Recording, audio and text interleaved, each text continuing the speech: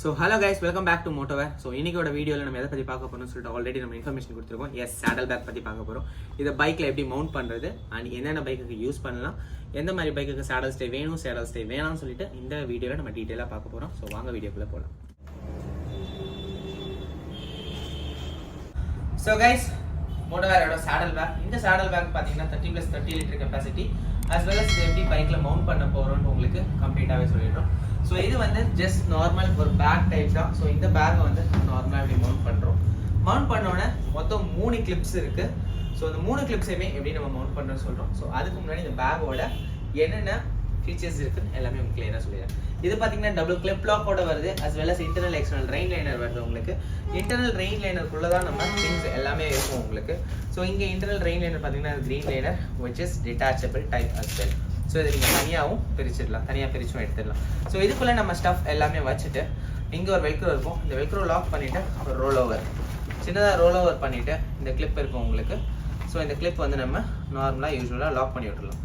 Lock பண்ணிட்டோன்னா next over இந்த double கிளிப்பை க்ளோஸ் பண்ணிட்டோன்னா பேக்கில் ஃப்ரண்ட்டு உங்களுக்கு ரிஃப்ளெக்டர்ஸ் வந்துடும் as well as back side also reflectors வந்துடும் உங்களுக்கு. ஸோ இது இல்லாமல் இப்போ பேக்குக்கு மேலே நம்ம ஏதாவது ஸ்டஃப் வைக்கணும்னா கூட உங்களுக்கு அடிஷ்னல் இந்த கிளிப் டைப் கொடுத்துருக்கோம் உங்களுக்கு. ஸோ இந்த டபுள் டீரிங் லாக்கு லைட்டாக ரிலீஸ் பண்ணிவிட்டு உங்கள் பேக்குக்கு மேலே கூட உங்களுக்கு என்ன திங்ஸ் தேவையோ அதை நம்ம ஈஸியாக அக்சஸ் பண்ணிக்கலாம் உங்களுக்கு. ஸோ இந்த மாதிரி நம்ம ஜஸ்ட் லூஸ் பண்ணிவிட்டு இந்த மாதிரி உங்களுக்கு பேக் மேலே வச்சுட்டு இதே டீரி கிளிக்கை வந்து உங்களுக்கு லாக் பண்ணிக்கலாம். as well as பேக்கோட எக்ஸ்டர்னல் ரெயின் லைனர் பார்த்தீங்கன்னா கீழே அண்டர் நீட் கொடுத்துருக்கோம். ஸோ இது பேக்கோட ஃபுல்லாக கம்ப்ளீட்டாக கவர் ஆகிடும் உங்களுக்கு. ஸோ இந்த மாதிரி எக்ஸ்டர்னல் ரெயின் லைனரும் உங்களுக்கு பேக்கு கவர் ஆகிடும். இப்போ பேக் எப்படி மவுண்ட் பண்ணலான்னு பார்க்கலாம். ஸோ இங்கே பார்த்தீங்கன்னா ஜஸ்ட் ஒரு கிளிப் லாக் இருக்கும். இந்த கிளிப் லாக் ஓப்பன் பண்ணிக்கோங்க. இதில் நார்மல் ஒரு டீரிங் லாக் மாதிரி இருக்கும் உங்களுக்கு. ஸோ இது வந்து உங்களுக்கு இது எல்லா பைக்லையுமே இந்த வி ஷேப் வந்து வெல்டு கொடுத்துருப்பாங்க.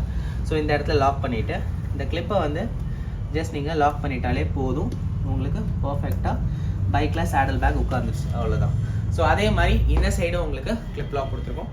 Next coming to the back side பார்த்தீங்கன்னா இந்த மாதிரி ஒரு லென்த் ஒரு ரோப் கொடுத்துருப்போம். இந்த ரோப்பை பைக்கோட பேக் சைடு ஓகேங்களா, பைக்கோட பேக் சைடு கொடுத்துட்டு இங்கே ஒரு டபுள் டீரிங் கொடுத்துருக்கோம் பாருங்கள். ஸோ இந்த டபுள் டீரிங்கில் அஸ் யூஸ்வல் நம்மளுக்கு ஹெல்மெட் அந்த பழைய பேக் ஃபார்மேட் தான்.